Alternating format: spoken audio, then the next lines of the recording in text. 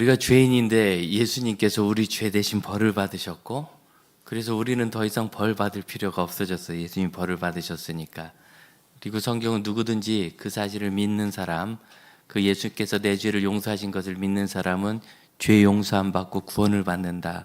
이게 이제 복음의 내용이고, 이것을 아는 것만이 아니라 그 사실을 내가 마음으로 믿어, 진실로, 그리고 입으로 시인하여 동의하고 하나님께 나의 구원을 맡겨서 구원을 받습니다. 이게 이제 복음이죠. 그런데 성경을 보면 그렇게 복음이 하나님은 우리를 위해서 놀라운 계획을 가지고 계신데, 우리를 구원하기 원하시는데 사람이 죄를 지어서 그걸 받을 수 없고, 이렇게 우리가 지금 듣듯이 그렇게 설명하지 않아요. 흔히 얘기하는 사형리죠. 사형리가 성경에 그렇게 딱 눈에 띄게 보이지 않아요. 그것은 교회가 오랫동안 이 성경을 이해하고 또 성경 안에 있는 구원 진리를 공부하면서 성도들이 제일 쉽게 알 수 있도록 꼭 구구단처럼 이렇게 정리해 준 것이 사형리입니다. 그래서 흔히 지금 복음이라고 하면 그 핵심 내용을 사형리와 거의 일치시킵니다. 물론 복음은 그거보다 더 놀라운 변화의 능력이 있지만, 이제 그것은 예수를 영접하고 구원받은 이후에 점차 배우고 내 삶에 쌓아가야 될 부분이고, 어린아이가 태어나는 순간이 있어야 젖도 먹고 운동도 하고 어른도 되고 자라고 가정도 만들고, 그런 것처럼 복음으로 예수 믿고 구원받는 순간 이후에 그가 복음의 놀라운 영향력을 더 경험하게 되는 것이죠. 그래서 시작할 때 그 복음, 이 사형리는 너무 중요한데, 그래도 성경 안에서 예수 믿어 구원받는 이 복음을 처음으로 명확하게 보여준 것이 이 사도행전 2장의 오늘 본문의 핵심입니다. 그래서 이 부분을 나누면서 40여 년 전에 저를 살리사 그렇게 절망과 슬픔과 두려움 속에 있던 15살 청소년을 변화시킨 주님, 그리고 그에게 이제는 절망이 아니라 소망의 미래를 열어주신 주님께서 우리 사랑하는 형제자매들에게도 그 놀라운 복음의 경험을 다시 주시고 추억을 새롭게 하시며 오늘 뜨겁게 해주시기를 축복합니다. 능력과 새로움이 되시기를 바랍니다. 특별히 아직도 내가 예수 믿어 하나님의 자녀가 되는 이 일에 대해서 망설임이 있는 사람은 오늘 거기에 대해서 성령께서 주시는 결단과 변화가 있기를 축복합니다. 복음에는 핵심적인 두 진리가 있어요. 오늘 이 본문은 사도 베드로가 성령 충만하여 성령의 인도하심으로 방언으로 하나님의 큰 일을 말했다. 곧 예수의 구원 사역을 말하는 거죠. 하나님의 큰 일을 말한 것에 대해서 베드로가 그것을 이제는 다시 그 지역 사람들의 말로 설교를 하고 있는 본문입니다. 그때 복음의 핵심은 뭐냐면 36절에 첫 번째가 나오는데, 그런즉 이스라엘 온 집은 확실히 알지니 뭘 알아야 하느냐면 너희가 십자가에 못 박은 이 예수를 하나님이 주와 그리스도가 되게 하셨느니라. 예수께서 주와 그리스도가 되신다는 거예요.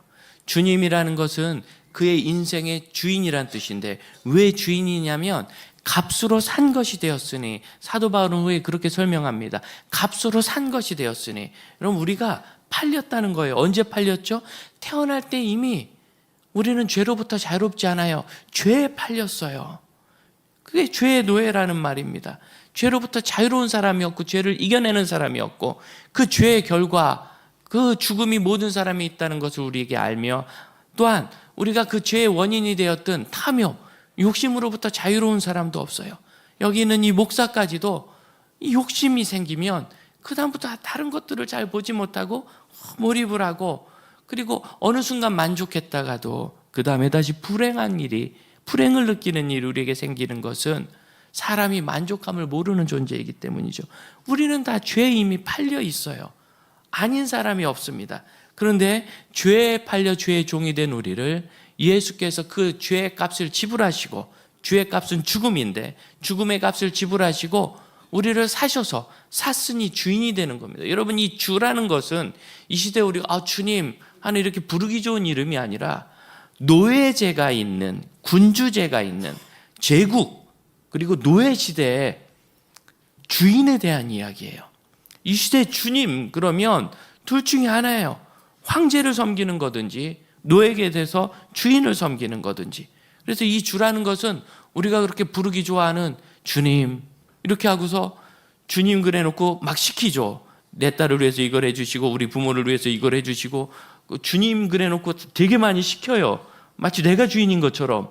그래서 우리가 이 주님의 의미를 잘 모르는데 주와 그리스도가 되셨다 했을 때 그분이 우리의 주인이고 우리를 소유하신 거예요.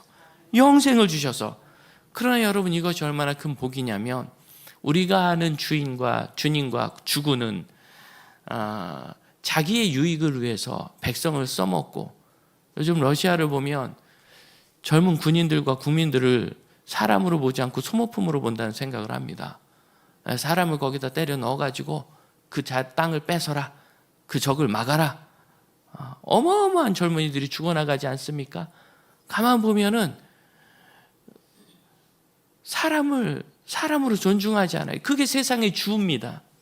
하지만 우리 주님은 우리를 당신 자신보다 더 사랑하셔서 친구를 위해서 죽는 사람도 없고 가족을 위해서 죽는 것도 쉽지 않은데 죄인이고 종인 우리를 위하여 목숨을 바칠 만큼 사랑하셨기에 그 주님은 우리를 써먹고 불편하게 하시는 주님이 아니라 우리도 알지 못하는 인생의 비밀을 열어주시고 내가 계획하지 못했던 것과 심지 않았던 것을 이루고 거두게 하셔서 우리의 삶을 가장 완성시켜 주시는 세상에 없는 주인이십니다.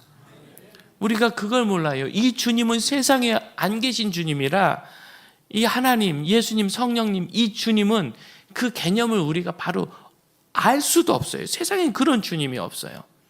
제가 목회자가 되면 나는 선한 목자라, 선한 목자는 양들을 위하여 목숨을 버리거니와 라고 말씀하실 때 이해할 수 없는 이 얘기. 여러분, 양들을 위하여 목숨을 버리는 목자는 제정신이 아닌 목자입니다. 양이 아무리 귀해도 양을 팔아서 목자가 살아야지, 양을 구하자고 목자가 대신 죽으면 그건 제대로 된 목자가 아닙니다. 그래서 이 선한 목자는 이 세상에 없어요. 그런 개념 자체가 없어요. 그래서 이 주라는 이 주는 세상의 개념을 사용했지만 이 세상에는 없는 주인이십니다. 그래서 주님을 섬기는 것이 그렇게 영광되고, 주님을 섬겼는데 오히려 노예의 처참과 궁핍함이 아니라 주님을 섬기는 참 좋은 주님을 모신 사람의 풍요로움이 그에게 임하는 겁니다. 또한 그분은 그리스도십니다. 메시아라는 거예요. 구원하시는 유일한 분이십니다. 다른 길은 없고 유일한 길입니다. 그게 바로 복음에 있어서 첫 번째 내용입니다. 예수께서 우리를 구원하시는 유일한 메시아고, 그래서 우리를 이미 구원하셔서 그분이 우리의 주인이 되신다. 두 번째는 38절에 나오는데 그 주님을 어떻게 모실 수 있는가? 너희가 회개하여 각각 예수 그리스도의 이름으로 세례를 받고 죄사함을 받으라. 예수 그리스도의 이름으로 세례를 받고 죄사함을 얻는 겁니다. 회개하는 겁니다. 곧 예수님이 우리를 구원하신대 라는 것을 아는 것으로는 충분하지 않아요. 예수님과의 인격적인 관계, 너희가 내 안에 있고 내 말이 너희 안에 있는 것처럼, 나뭇가지가 그 나무에 붙어 있어야 열매를 맺는 것처럼, 너희는 나를 떠나서는 아무것도 할 수 없고 너희는 나를 떠나서는 아무 열매도 맺을 수 없으며, 나무 가지가 나무로부터 떠난 이 순간 그건 말라서 죽어요. 그래서 다 모아서 불태워버릴 수밖에 없어요. 이파리는 모르지만 가지는 이거는 사료로도 못 씁니다. 불태우는 것밖에 할 게 없어요. 그래서 불필요하고 무능한 사람이 돼버려요. 그것을 아는 것으로는 충분하지 않고 그 가지에 젖붙임되듯이 붙어야 되는데 이렇게 붙게 되는 과정을 영접하는 것이라며, 그 내용이 여기 38절에 있는 겁니다. 회개하여 예수의 이름으로 세례를 받는 것. 이 세례에 대한 것은 여러 가지 상징적 의미가 있습니다. 물을 부어서 씻는 것이 있고, 또 사도 바울이 얘기했던 중요한 개념은 원래 이 세례는 강물 속에 들어갔단 말이죠. 강물 안으로 푹 들어가면 그 사람과 강물이 하나가 돼서 강물만 보여요. 우리가 예수로 인하여 세례를 받으면 나는 사라지고 예수만 보이는 예수 안에가 하나가 되는 과정이 일어납니다. 그래서 예수님 안에 내가 거하고 예수님의 뜻이 내 안에 항상 있어서 완전하게 하나가 되는 이 일을 믿음으로 고백하는 겸손함이 세례입니다. 그래서 세례는 주님께서 물을 부어주심으로, 우리를 물에 넣어주심으로 내가 그 안에서 내가 다 사라지고 이제는 다시 올라올 때는 새로운 생명으로 태어나는 것, 이것이 바로 복음이 가진 두 번째 중요한 의미입니다. 베드로는 이 두 가지를 계속 지금 논증하면서 설교하고 있어요. 그래서 22절을 보면은 이미 하나님께서 예수께서 구세주가 되신 것을 어떻게 큰 권능과 기사와 표적을 가지고 다 증거해 주셨어요. 그런데 이걸 모른 척 하는 거예요. 왜? 내가 받아들이고 싶지 않아서 그렇죠. 혹시 아직도 망설이는 분 계십니까? 예수님 믿으면 구원받는다는 건 아는데 주님을 주인으로 모셔야 된다는데 나는 아직도 세상에서 즐기고 싶은 것도 있고 내가 쌓아놓고 싶은 욕심도 있어가지고 나는 정말 주님께 내 자신을 헌신하지 못하겠다. 그냥 예수님이 구원을 주신다면 그걸 거절하고 싶지는 않고 받고 싶지만 그러나 내가 내 모든 것을 바쳐서 그 보화를 소유했던 그 상인이나 농부처럼 내 모든 것을 주고 그 영생을 얻고 싶진 않다. 내 것대로 챙기고 영생은 영생대로 보너스로 갖고 싶다라고 생각한다면 여러분 너무나 모르는 겁니다. 예수님 안에 진실한 만족이 있다는 걸 모르는 거예요. 하나님이 그걸 모르는 게 답답하니까 그 당시 사람들에게 다 보여주셨어요. 큰 권능과 기사와 이적과 표적을 다 내려주셨어요. 죽은 사람이 살았는데요. 더 이상 무엇 바랄 게 있어요? 여러분 세상에 죽음은 끝이라 하지 않습니까? 죽으면 끝이다. 맞습니다. 그 예금도 끝이고 그 집, 아직 융자도 다 못 같은 그 집도 끝이에요.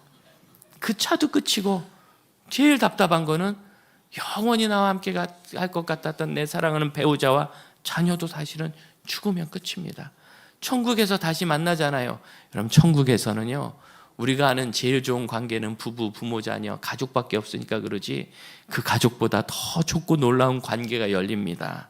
그 수준에서 우리가 머무르지 않습니다. 완전해지기 때문입니다.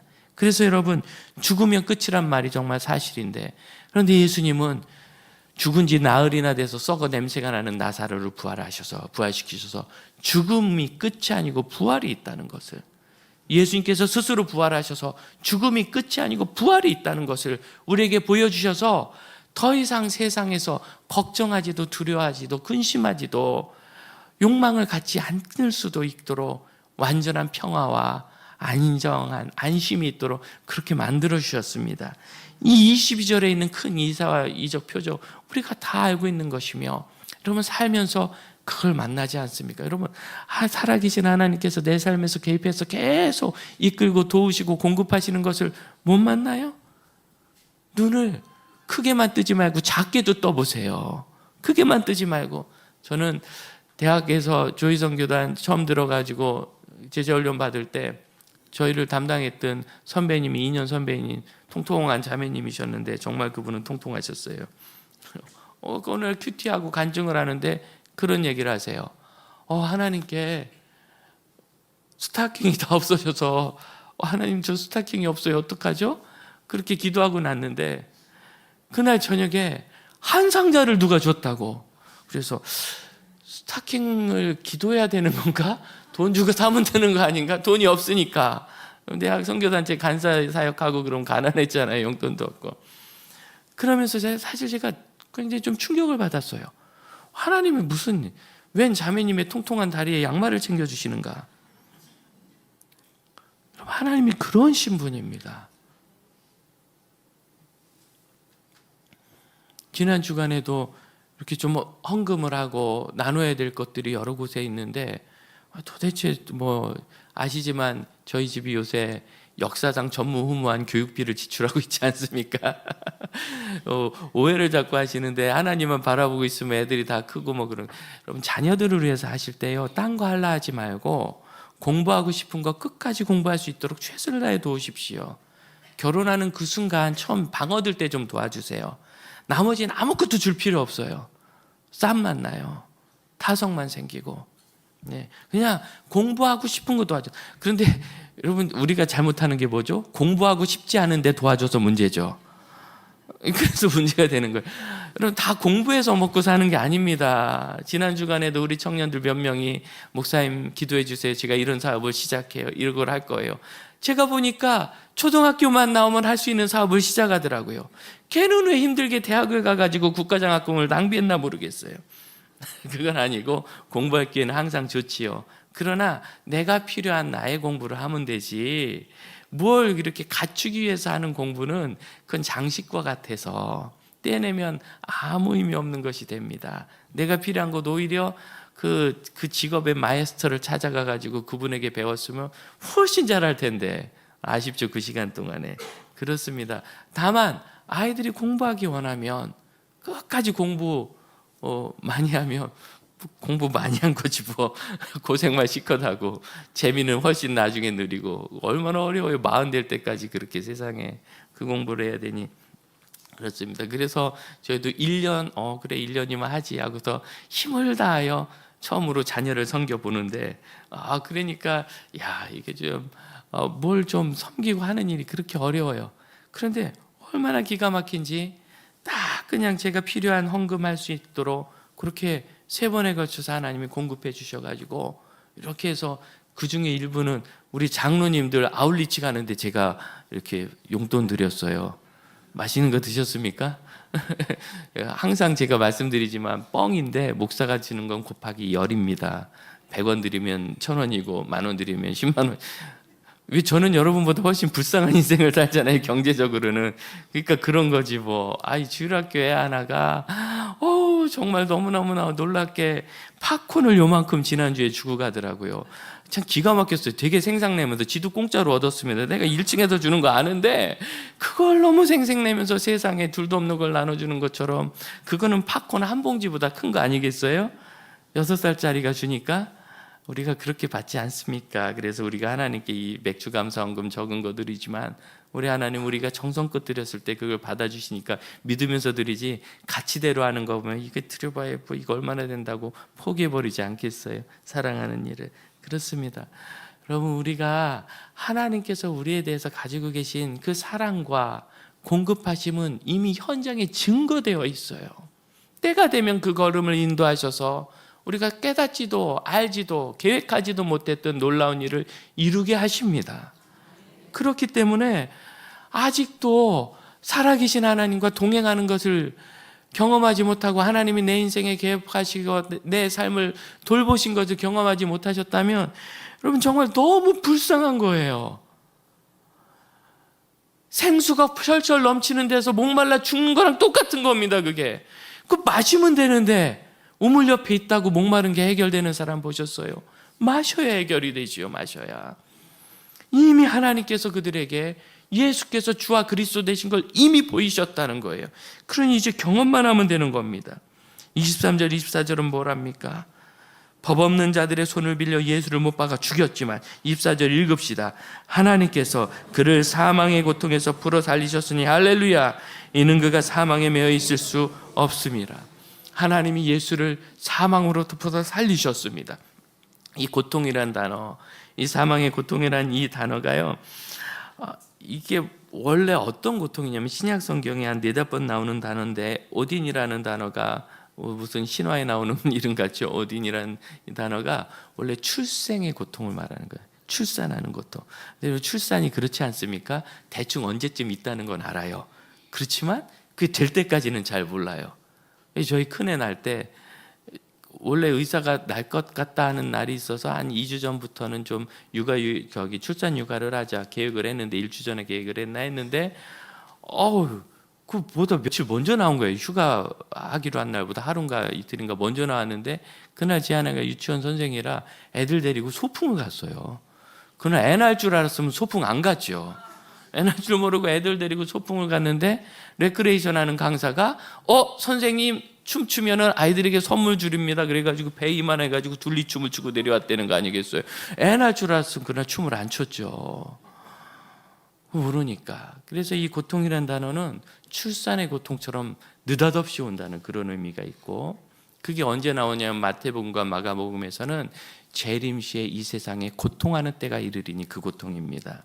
그런데 이 본문에서는 갑자기 오는 얘기가 아니에요. 예수님은 그분이 십자가에 달리실 걸 이미 알고 그 일을 이루려 이미 유월절을 맞아서 예루살렘을 향해 가셨고 그 전날 밤에 기도하셨고 새벽이 되자 나를 잡으러 오는 자가 왔도다, 내가 팔려가리라고 스스로 잡혀가시잖아요.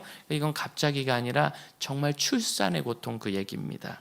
그래서 이 단어를 썼을 때, 오딘을 썼을 때 아마 그 청중들은 아기 낳는 고통? 여러분, 예수님이 죽음과 같은 고통, 죽음의 고통을 당하셔서 누구를 낳으셨죠? 우리를 낳아주셨어요. 예수님의 고통은 우리를 낳아준 고통이에요. 산모의 고통이 산모를 위한 것입니까? 아이를 위한 거잖아요. 예수님의 고통은 예수님을 위한 것이 아니라 우리를 위한 고통입니다. 그러나 그 고통과 죽음에 그를 버려두지 아니하시고 하나님은 살리셨어요. 32절입니다. 같이 읽어봅시다. 이 예수를 하나님이 살리신지라 우리가 다 이 일의 증인이로다. 할렐루야. 여러분, 예수 부활하신 것을 증언하시도록 살아계시고 항상 계시고 지금도 살아 역사하셔서 우리에게 구원과 영생을 주시며 우리의 삶을 승리로 이끄시는 주님을 경험하시고 부활의 주님을 증거하는 증인들이 되시길 축복합니다.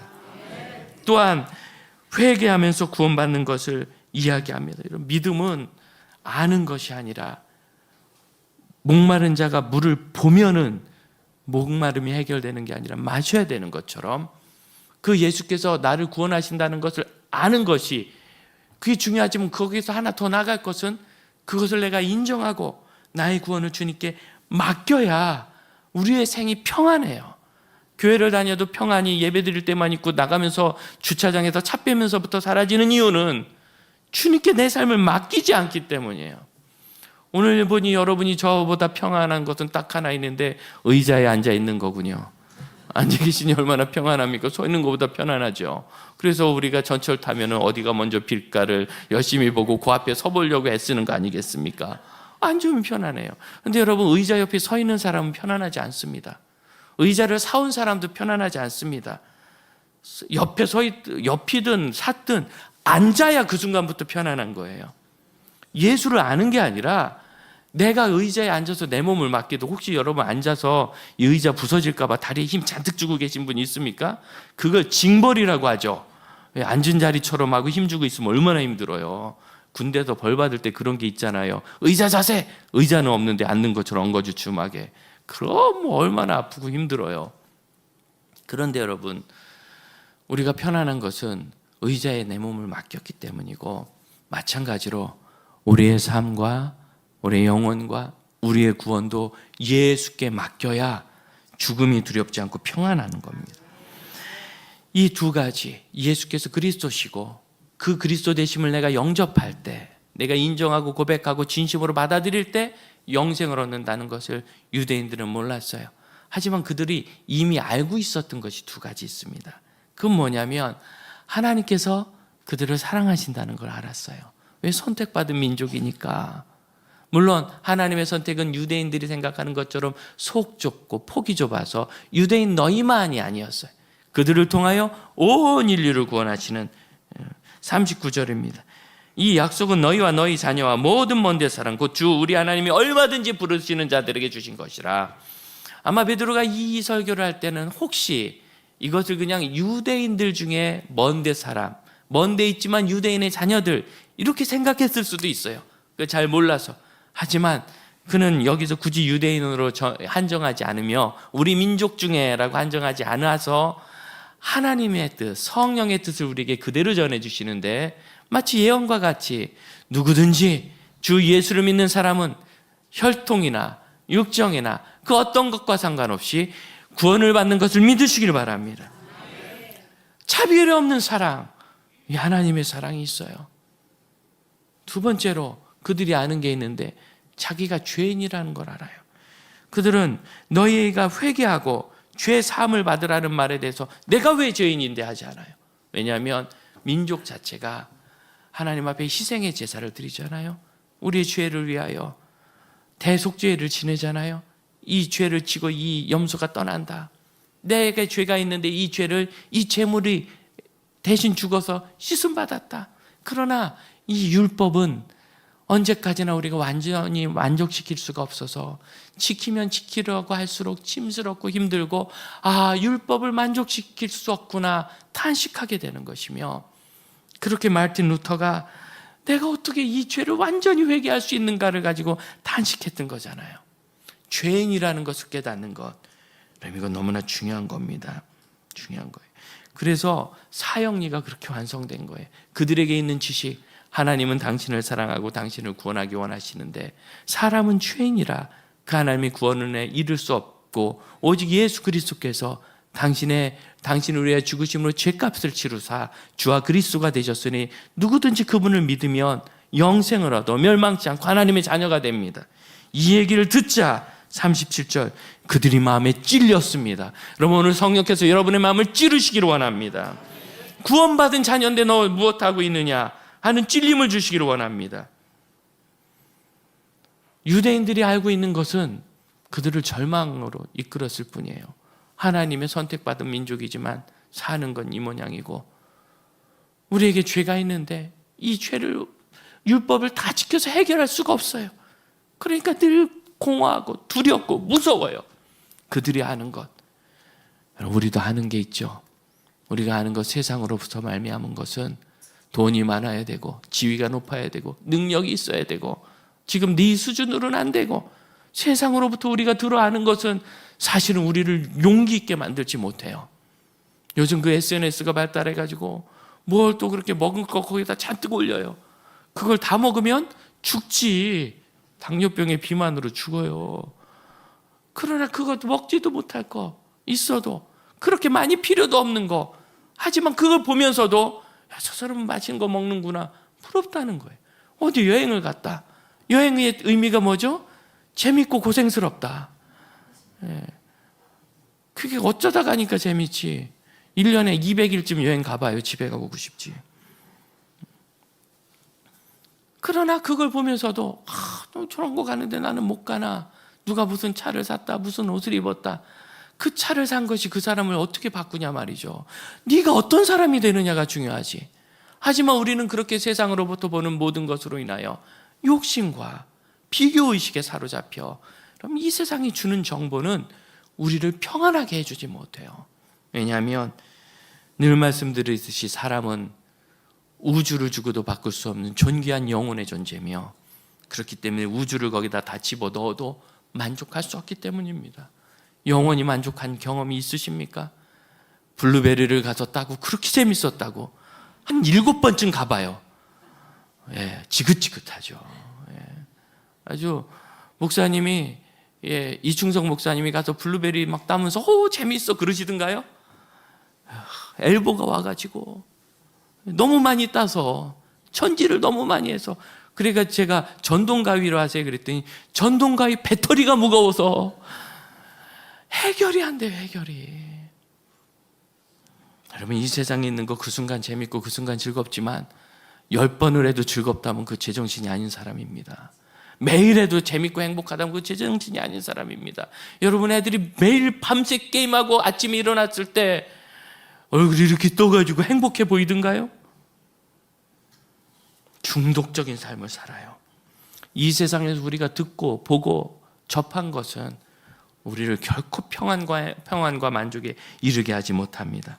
그러나 예수 그리스도를 만나면 그에게 참된 만족이 있습니다. 그분은 우주보다 크신 하나님이시기에 우주보다 큰 사람을 채우실 수 있는 유일한 분이기 때문이죠. 그것을 만나면요, 삶의 방향이 바뀌는 거예요. 누가 천국에서 큰 자입니까? 이런 소리나 하던 사람들이 40절 보세요. 여러 말로 확증하여 권하여 너를가 이 패역한 세대에서 구원을 받으라. 땅 끝까지 이르러 내 증인이 되리라. 시작은 예루살렘부터다. 주님이 말씀하신 그대로 그들은 예루살렘에서 증인이 되었습니다. 되려고 된 것이 아니라 저절로 되었습니다. 이게 예수 만나는 일입니다. 중학교 3학년 때 예수님 만나고 나니까 그게 얼마나 좋은지. 그러다가 고등학교 3학년 때 신학교 가기로 하고 목사님 추천서 받고 뭐 이래가지고 신학교 원서를 썼어요. 그때는 원서를 먼저 쓰고 시험을 못 댑니다. 종신대학교 시험이 1월 말에 있으니까 아직 시간이 좀 남았는데 12월에 목사님이 저를 부르시더니 야 승영아, 너 이제 신학교 갈 거니까 전도하러 가자. 아니 한 달 반 뒤에 나 시험 봐야 되는데 전도를 하러 가자는 거예요. 그때는 들을 때 왠지 전도를 하면 신학교에 붙여주실 것 같았어요. 전혀 상관은 없는 건데. 그래가지고 목사님하고 겨울 성경회 했던 거 프로그램하고 이런 거 싹 챙겨가지고 주변에 있는 시골 교회로 2박 3일간, 예, 거기 뭐 해미 어디 여러분 가시는 태안 소원 그쪽에도 있고 대산 저기 독꽃 어디 이런 데 해가지고 가서 막 처음에는 저랑 같이 신학교 간 친구가 둘이 더 있었어요. 그래서 셋이 하고 교회 선배 후배들 막 꼬셔가지고 한 7명 12명 팀을 짜서 먹을 거 싸질머지고 그리고 갔죠.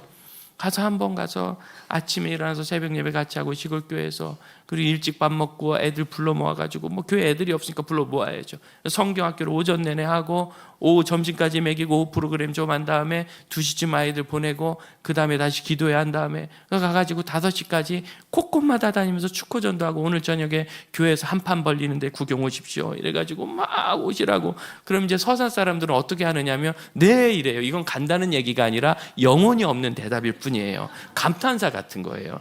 그런데 네 그러면 이제 그것만 딱 듣고 와서 저녁 일찍 먹고 6시에 또 가요. 가가지고 아까 네라고 했잖아요. 같이 가세요. 고등학생이 와서 조르니까 따라와요. 고등학생이. 지금 같으면 어림도 없죠. 여러분 전도의 때가 있습니다. 그땐 그런 전도가 됐으니까. 그래서 교회 조그만 예배당을 가득 채워놓고 저녁에 부흥회를 하고 나면 그 다음날 또 새벽밥 먹고 또 성경학교를 하고 이렇게 3일을 하고 났더니 다음 교회로 가자. 그래서 그 다음 교회로 가가지고 이걸 한 4차례 했는데 같이 하던 신학생 후보자 2명 그냥 가더라고요. 가면서 야 그만하자. 이걸 이렇게 하면 안 돼. 이거 뭐가 되냐. 그런데 저는 왜 그만하는지 잘 모르겠는 거예요. 이 좋은 걸 그렇게 한 4-5번 하면 픽 쓰러졌어요. 힘이 들어가지고. 그리고 2년차 되었는데 가을에 목사님께서 여름 성교학교 때 큰 부흥이 있었던 교회가 그 예배당이 교회 바로 앞에 있는데 그 학교에 다니는 예배당이 학교 바로 앞에 있는데 그 학교에 다니는 아이들 중에 70명 정도 되는 전교생 넘는 아이들이 그 성경학교에 온 거예요. 근데 거기 주일학교를 못 하니까 가서 주일학교를 네가 해라. 그래서 오후에 2시에 어린이 예배 끝나고 3시에 내가 가서 거기서 시내버스 갈아타고 50분을 거기를 덜컹덜컹 한 번은 차가 정말 점프를 했어요. 탕 튀었더니 밑뚜껑이 열리더라고 이렇게. 이런 친환경적인 차를 타고 거기까지 가가지고 거기가 그 낙지가 많이 나는 데입니다. 독꽃이라고. 지금도 독꽃 중앙리 지곡 가면 낙지가 유명한데 많이 드시고 오세요. 내 고향 가서 그 가서 낙지도 좀 많이 얻어 먹었어요 어른들에게. 그리고 나서 아이들 모아가지고 성경학교를 하면 한 40-50명 주일학교 오후에 하는 거예요. 4시 5시 주일학교를 하고 그리고 저녁도 못 먹고 막 마지막 버스를 타고 나와서 7시에 저녁 예배 드리고 그 밤에 이제 뭐 라면 끓여 먹고 그러고 6-7달을 살았어요. 그런데 수년 전에 극동방송에 사연이 올라왔는데 목사님 저 은영인데 은영이 아세요? 은영이가 그때 중2야였던 아이예요. 누구냐면 그 교회 중등부 고등부 애들 3명이 그래서 교회를 좋아하고 열심히 와요. 그래서 그 애들 꼬드겨가지고 주일학교 교사를 양육했어요. 넌 유치부, 넌 유년부, 넌 초등부. 그래가지고 3명 양육해서 7-8개월 후에 딱 맞춰서 세팅해놓고 저는 이제 군대를 갔습니다. 군대 간다고 서울로 왔습니다. 그랬더니 자기가 그 은영이라고 2학년 중2짜리가 아이고 아직도 키 작고 통통하냐 제가 그랬다가 안 찾아오더라고. 그리고 나서 그냥 그렇게 지난 줄 알았어요. 유 목사님께서 아니 어떻게 목사님 그냥 불만 당겼는데 이렇게 성도들이 알아서 이렇게 아웃리치를 합니까? 이런 건 본 적이 없습니다. 그래서 제가 본 적이 없어 와서 얘기 좀 해주라 그랬어요. 제가 얘기하면 자꾸 안 믿으니까 증거가 필요하거든요. 우린 증인이. 그리고서 하나님 어찌 이런 영광을 누립니까? 그랬을 때 하나님께서 갑자기 지난주에 제 마음에 그때 그 19살짜리 18살짜리가 뭘 알아요? 하여튼 그 왜 18살이냐? 대통령께서 1살 낮춰주셨기 때문에. 근데 하나님께서 제 마음에 너 18살 19살 때 한 그 일을 내가 안다. 내가 그때 봤다. 기억한다. 지금도 한다. 누가 장지교회 목회 어떻게 하느냐고 그러면 저는 틀림없이 이렇게 대답합니다. 참 미안하게도 우리 교회 목회는 저절로 된다고. 저절로 되는 목회. 저절로 되는 목회.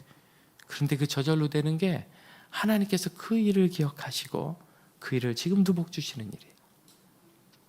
우리 주님은 아십니다. 믿으십니까? 그러므로 여러분, 성령의 선물을 받는다는 것은 하나님, 살아계신 하나님의 능력으로 지금 내가 이제는 내 삶이 아니라 하나님 자녀의 삶을 놀랍게 살아가시는 건데 아직도 망설이십니까? 주님께 내 생애를 드리는 게 겁나세요? 눈을 감읍시다.